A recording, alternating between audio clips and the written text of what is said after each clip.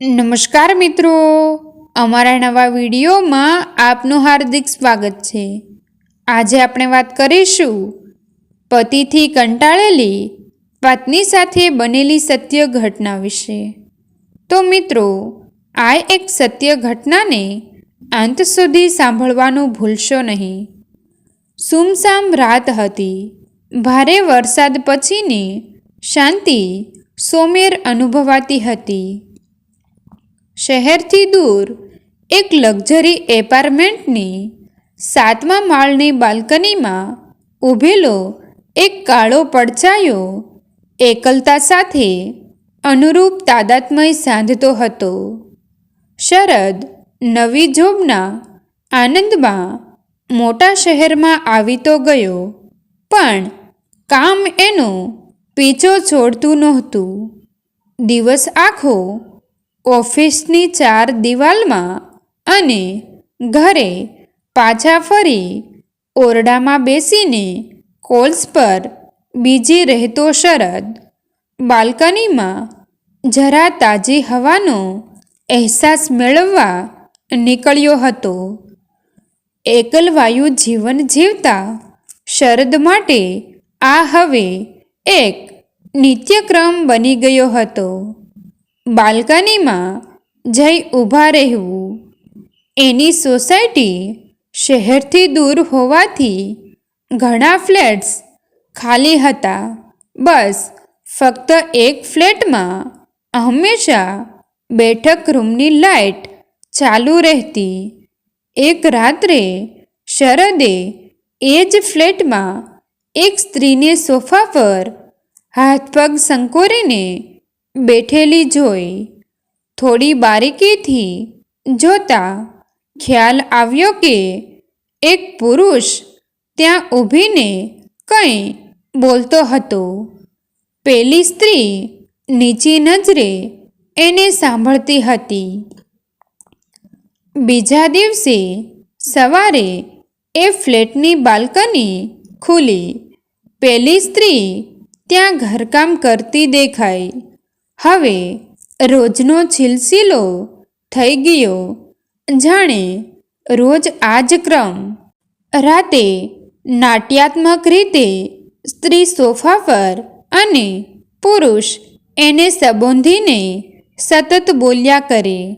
બીજી સવારે સ્ત્રી કામ પતાવી પોતાની બાલ્કની બંધ કરે અને આખો દિવસ એનું ઘર શાંત લાગે। એક દિવસ કામ કરતાં કરતાં પેલી સ્ત્રીનું ધ્યાન શરદ પર પડ્યું।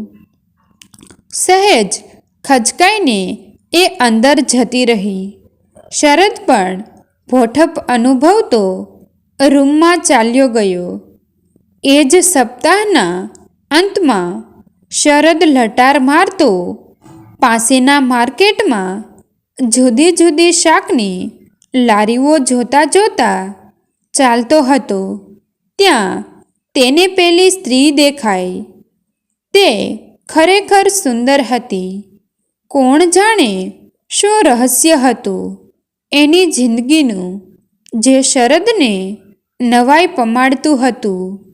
એ સ્ત્રીનું નામ શું હશે એમ વિચારતો અજાણતા જ એ પેલી સ્ત્રીની દિશામાં દોરવાયો।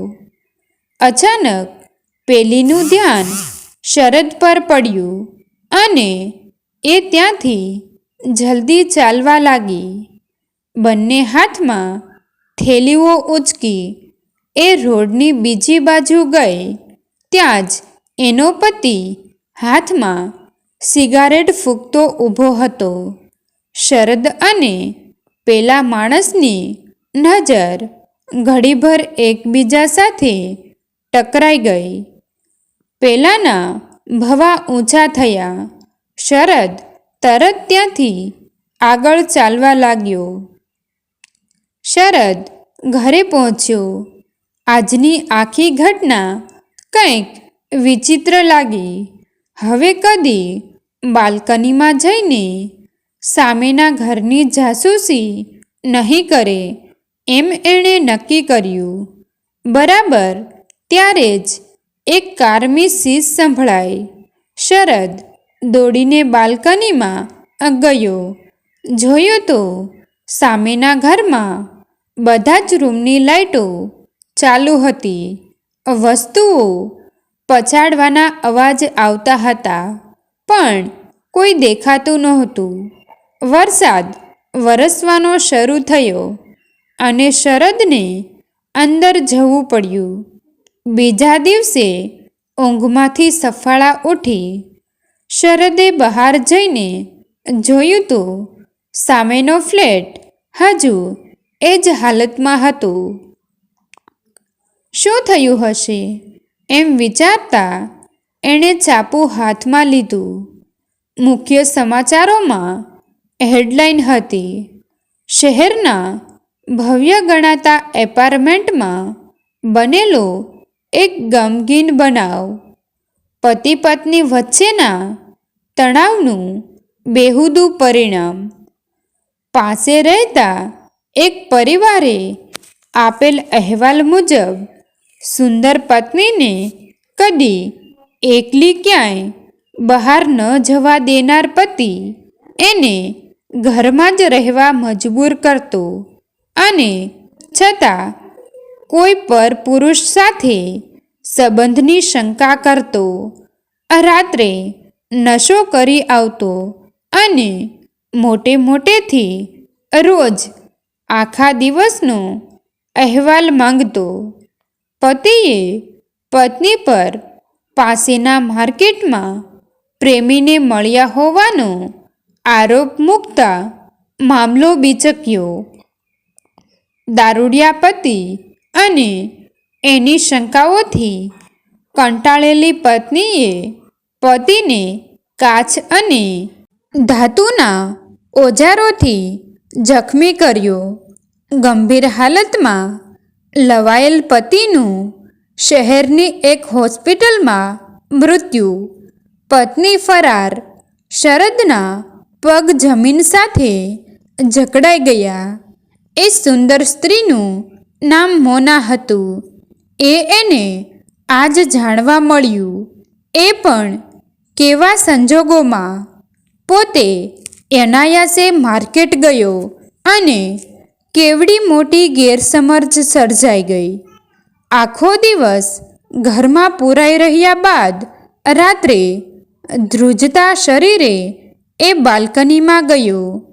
ધોધમાર વરસાદમાં પેલી સ્ત્રી ક્યાં ગઈ હશે વગેરે વિચારોથી એનું માથું ચકરાવવા લાગ્યું.